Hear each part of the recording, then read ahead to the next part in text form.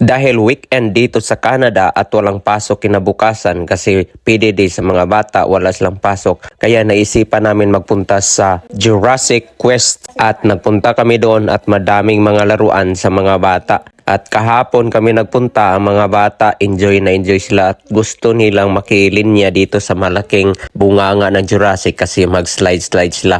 Napakahaba ang pila dito kaya ang tagal naming hinintay kasi ang daming mga bata nagpasyal kasi madaming mga parents nagpunta kasi gusto nila na ang anak nila makalaro dito. At ayun, nagpila kami dito, naghintay kami ng 30 minutes mahigit para lang makalaro. Pero ang problema, pag nandun ka na, isang akyat lang at saka isang slide lang. Kaya, ayun, si Bunso siya yung unang nagpila kasi gusto niya nga una siya maakyat at una siya makaslide. Ayun, ang Bunso, siya yung unang nag-slide.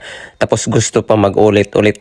Kaya si Kuya, tinitingnan na lang niya habang nag-akyat. Ayan, inggit na inggit si Bunso kasi gusto pa mag-ulit. Pero ang policy kasi, isang akyat lang at isang slide lang kasi ang daming linya. Ayun, tingnan natin si Kuya kung anong forma niya pag nabagsak sa slide. Ayun, si Kuya, hinihintay ko pa pero ang tagal, siguro kinakabahan yon kasi mataas talaga siya. Kaya hintay kami na hintay. Ayun, si Kuya, nakaya pala niya. Kaya enjoy na enjoy ang weekend nila kahapon kasi kinabukasan wala silang pasok. At guys, maraming salamat sa inyong suporta sa aming mga vlogs. Have a nice day. Bye-bye.